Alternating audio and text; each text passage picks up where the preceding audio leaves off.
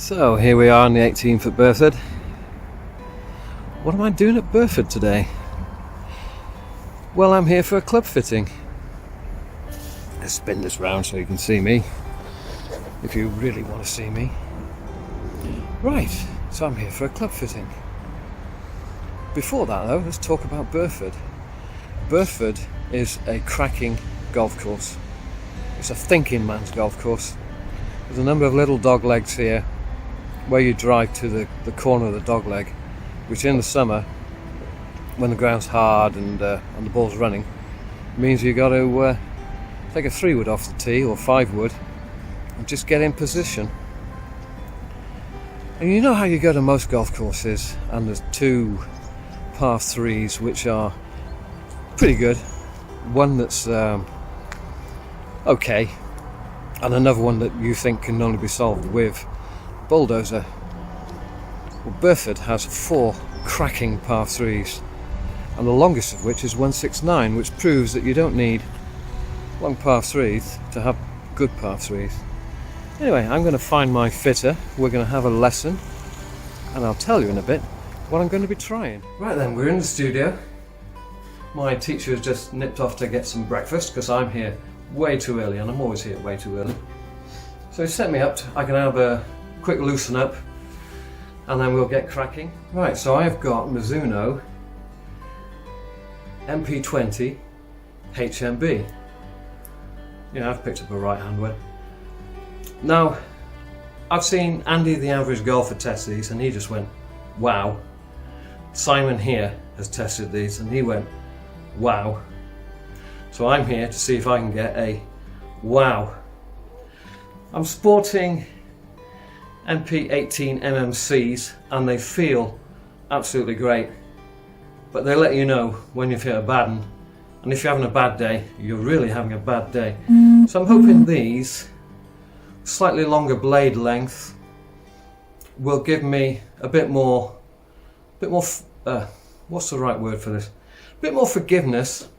I'm not necessarily looking for more performance, although that may well happen with the way this is constructed. I'll link below to the Mizuno website so you can see the little video that they put out on how this is made. I need to get warmed up, so let's bang some balls into this net. You may recognise this studio. This is SAS Golf at Burford. One thing I would warn you about a club fitting is this machine is kicking out yardages. It's telling me how far I'm carrying it, how far it's rolling and all that sort of stuff. If you're not careful, you start competing with yourself and then you ruin your fitting. Simon, handicap? 7 at the moment. Perfect, handicap 7. And iron fit wise, what are you? Obviously we're only really looking at the HMB today, but what in particular, if it was to give you something, what is that particular something would be? Well, I got the 18 MMC, yeah, which feels great. Straight head. But on a bad day, it lets you know you're having a bad day. So the HMB, I think, with just a little bit extra blade length and the what's inside it might help me out. So more forgiveness potentially? More forgiveness. Yeah. I'm not expecting any more performance. I mean, realistically, you're still... It might happen, but I'm not expecting. You're still looking... Cool, alright, perfect. Well, let's hit... So what we're going to do is I'm just going to get you to hit 5 now. We'll take any of the regular ones out. And then basically we'll fit you into the HMB. We'll find a shaft that obviously optimises that, and then we'll test your iron again at the end. Yeah. We can see a straight comparison then. There's no difference, then at least it answers a question. And also it gets you to hit it. Have you hit it before? I've not hit it. Okay, cool. All I've done is seen other guys hit it. Not quite the same, is it? Okay, good. Go on then, 5 shots.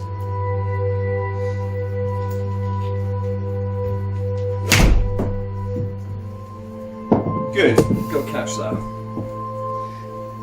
I would hope to carry a 7-iron about 144. I mean, the days of me carrying it 150 I think are gone. I mean, realistically, this is why we've got 14 clubs in the bag, so Indeed, yeah. 140 is definitely enough. Especially to, like, if you wanted to get down to 5 again, getting a 7-iron up to 155 is not going to help your game. Do you know what I mean? So you've got more than enough off the tee if you're hitting your 7 like those, for example. It's just down to short game, wedge game. My game is hitting a fairway with the driver and then chipping and putting. Yeah, but that's but then I think you'll find any low single figure handicapper, it's the same. Like you can't get around a bad short game at the end of the day. Oh, chunk. Oh, that was horrid. I find I can either talk or play golf. I can't do both. I'll keep quiet then. It's when you play with your mates on the course and you're having a laugh and then your medicine goes down the toilet.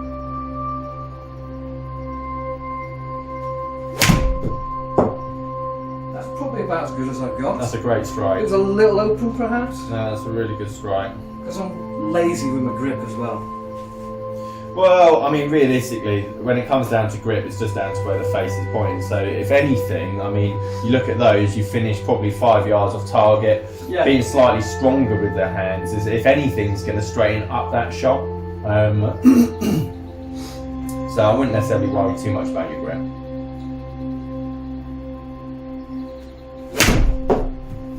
There's no point hitting it. I can't hit it better than that. Regardless of that, the head's bigger in the HMB, so it's going to launch it higher. The spin's going to be slightly less. So you're going to get more I'd like to think you get more distance out of the HMB, but is it worth it? That's my, okay, I'm now hitting my 7 iron 155 consistently, but my bad shots now is much more off to the right hand side, or my bad shots over here. If you can marry the two and you can get away with that, that's the ideal club fit. That's what we want from a club fit. You just don't want to trade distance for. Because I know you pulled one left, but that was the swing more than anything else. Yeah, well, that was a swing. In terms of your shots there, I mean, that's quite good. I mean, I like a bad miss being slightly off to the right. Like, a slightly high and right. Okay, we've got a chip and a putt. You can play with that. You can indeed. But if this feels a little bit more forgiving and will let me get away with being an old man, that's fine. You're right, and also, I mean, obviously you've got great clubs at the moment. It is the progression side of it, because when I fit clubs, I tend to want to fit the club that you're going to be using over the next 10 years. So that it's not only great for you today, but it's going to be great for you in the future as well. Well, I'd rather see a little fade on that screen than something screaming off left anyway.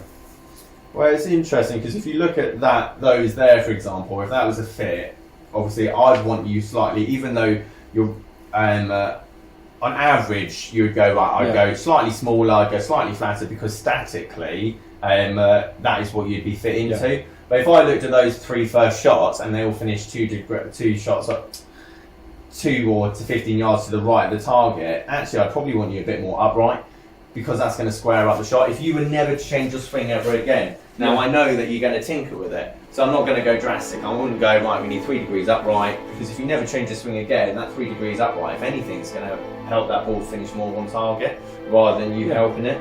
But I know you're going to tweak it, so. Well, this time of year I'm not match fit, am I? Right. Cool, that's hot. It's been resting on the radiator. Left it on the radiator. Right, 1 second. Leave it there for a second. Wait for this to power up. Right. Give it a hit. Give it a whirl. Try not to be too lazy with the grip this time.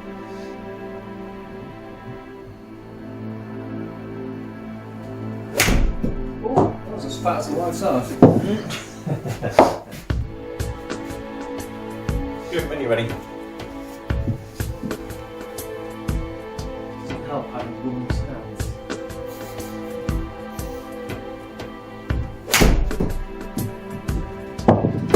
My mum was 4'10", so I ended up with stubby little fingers like this. Good. Yeah, it makes a big difference, especially for club better. I'll just sell you that iron, there we go. Yeah, I always find that. You try the shaft optimizer, you I've got out the door with this one. Okay, good, right, thank you. Well done. So, club head speed averaging 728. That's not bad, is it? No, it's good. Around there. Right, start filling. I think think what helps my game is I know how to get around the golf course without making mistakes. Okay. So going off this, 3 shafts. grip what was standard length, line angle 1.5 degrees flat. Yes! Sorry, the last time I got fit, Yeah. it came out standard. And every time before that, I've always been flat. Got you. Okay, so this is basically what it's saying. We're going standard length, standard line, and the 105 regular NS Pro. And I'll be in, I mean, you're going to be around about there. Now we can tweak and play with different shafts here and there. If we don't necessarily see a massive change, i.e. are we getting more consistent distance, are we getting better dispersion, then realistically, I mean, you're quite good anyway at the moment. Yeah. Like, there's fine margins when we're looking at these clubs. Which I still have, actually. I've upgraded. I had a cheap Charlie phone.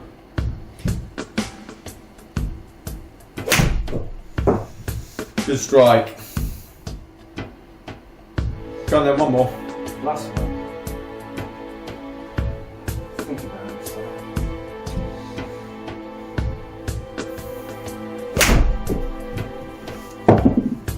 Good strike. Definitely feels heavier than the. Oh, there's no question. And also, looking on that, I mean, there's no difference between what your club was doing a minute ago to that. I mean, the 154 in terms of distance. So if you look between, obviously, that and the start of your iron, I mean, the one you flushed, which was the second to last one, so that was 108 in terms of ball speed. At the moment, all of those, because club face was slightly open on the way down, that's why your ball speed is slightly lower. Spin rate's still quite good, I'm quite happy with that in terms of that 7 iron, but still at the same time, if anything, your irons, your MP18 at the moment, better now. So in terms of that fitting, it does agree with the fact that obviously... I've never had an in-depth fitting like this. It's usually next. Oh, you've had your 20 minutes, get out. It's a bit lazy.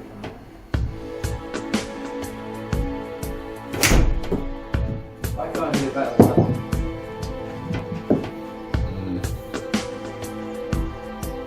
That's really good. That was just change the setup.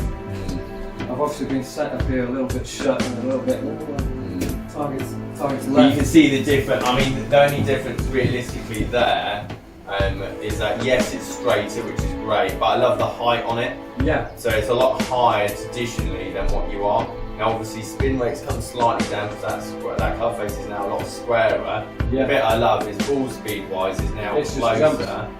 And also you're now got less in terms of, because I mean total distance is great, but realistically we need carry, especially for the irons. We don't really care about our total distance with anything else. So if you're getting more height and you're getting 5 yards more carry, but 3 yards less total, then that's a win-win situation. Because now we're getting a lot more control. I don't have an ego over the number on the bottom of the club. Well, yeah, if my mates are hitting a 7 than my 5, I don't care. Well, yeah, if you're winning, where's your ball gone? If you're winning, in my pocket now. Oh, you've got it. Okay, perfect. I don't see any point of competing with myself. I was going to it's called consistency. That's what it's called. You can end the video here and wrap it up and go. There we go. I want to see it again. I think the important thing to have a look at realistically as well is that, like, on the basis of the way you're hitting your iron at the moment, and the way like the HMB there's no significant difference. Yes, this is giving you a tiny bit of height on one shot, by the way. So one shot, if we were able to replicate the shot before, I told you, is that right?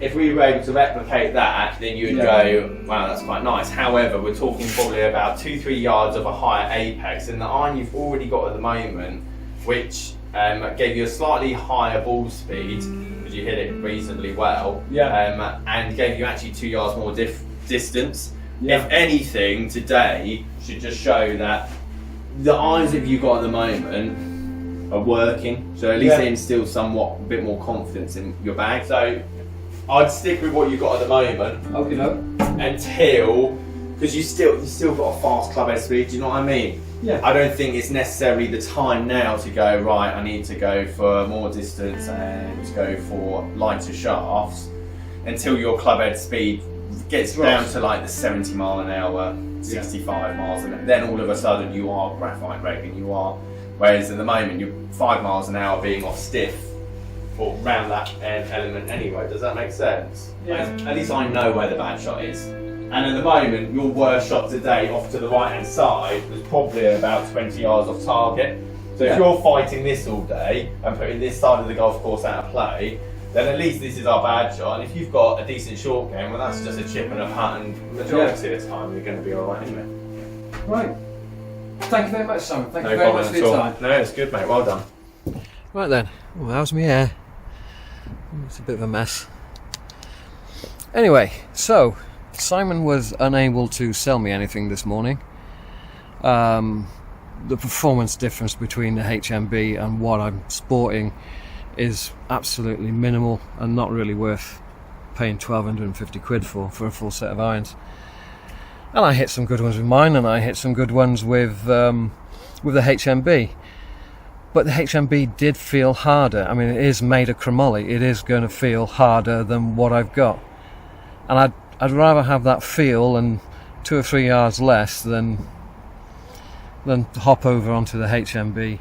Inconclusive is probably the correct answer. Still, spring training starts middle of February with my regular coach, and by the middle of May I should be hitting a decent ball more often. I'm off to Tewkesbury now for a pie and a pint. Yeah, I can just about get there for lunch. Bye bye.